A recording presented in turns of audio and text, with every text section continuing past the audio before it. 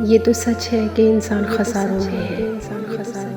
ایک انسان دوسرے انسان کو جاننے کے لیے، پہچاننے کے لیے ہر ممکن اس کی جستجو میں لگ جاتا ہے، مگر وہ خالق جس نے کائنات تخلیق کی ہے اس کی جستجو میں نہیں لگتا۔ کیوں؟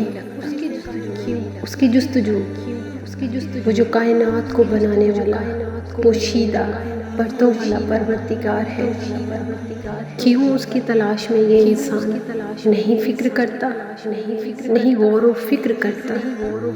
کیوں انسان کیوں صرف انسان کی ہی جستجو میں رہتا ہے، جس کو پا کر ٹھکرا دیتا ہے، بے قدرہ بھی بن جاتا ہے، بے حیائیوں، بے شرمیوں اور اپنے دین اور ایمان کی دھجیاں اڑانے میں گزارتے ہیں۔ ایک رات آپ کے لیے کوئی معنی نہیں رکھتی۔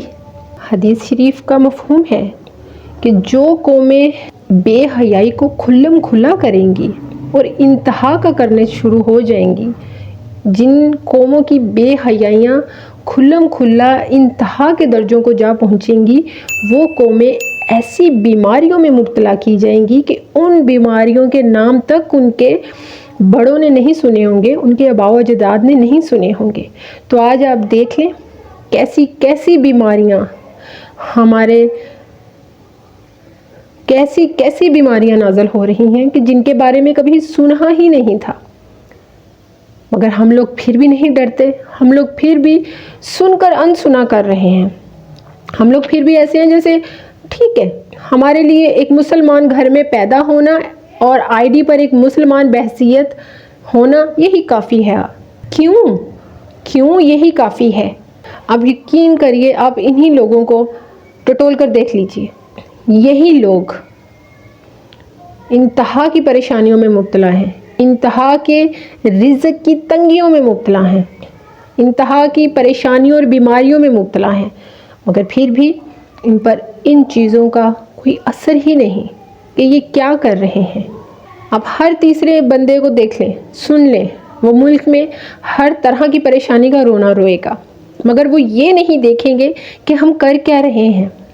اس کا تمام ملبہ وہ اپنے ملک کے سربراہوں پر ڈالیں گے۔ سب کی ایک ہی وجہ ہے، بے حیائی، بے حیائی، حیا کا چلے جانا۔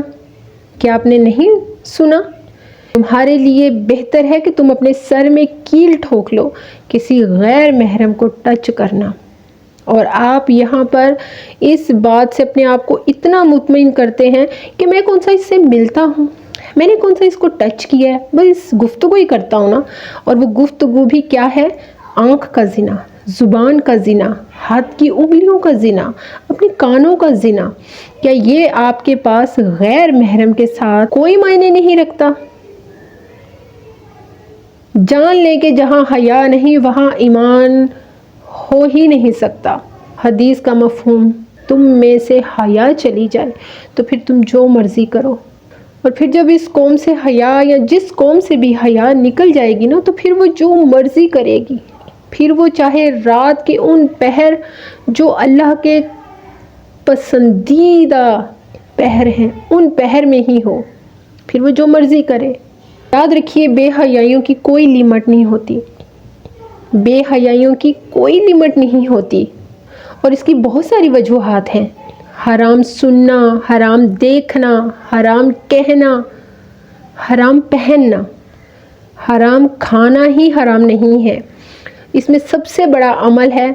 اب مختلف میوزک سنتے ہیں، مختلف ایسے ایپس یا ایسی جگہوں پہ چیٹنگ کے دوران ایسی عورتوں کو دیکھتے ہیں یا ایسے مردوں کو دیکھتی ہیں یا ایسے مردوں کو دیکھا جاتا ہے، تو یہ بھی آپ کا بے حیائیوں کی طرف بہت بڑا قدم ہے۔ سب سے بڑی بے حیائی کی جگہ ہے ایسی جگہیں جہاں پر مرد اور عورت کھلا بات چیت کر رہے ہیں، کھلا لائیو ایک دوسرے کے سامنے آ رہے ہیں، بات چیت کر رہے ہیں۔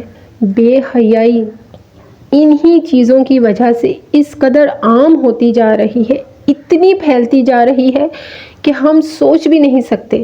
ہر بندہ اس میں انوالو ہوتا جا رہا ہے، ہر انسان اس میں اتنا انوالو ہوتا جا رہا ہے کہ بیماریاں اب آپ پر اس طرح نازل ہو رہی ہیں کہ آپ کو خود بھی پتہ نہیں چلتا۔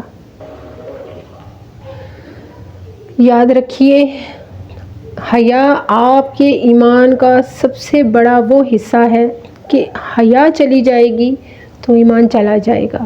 یاد رکھیے، کفار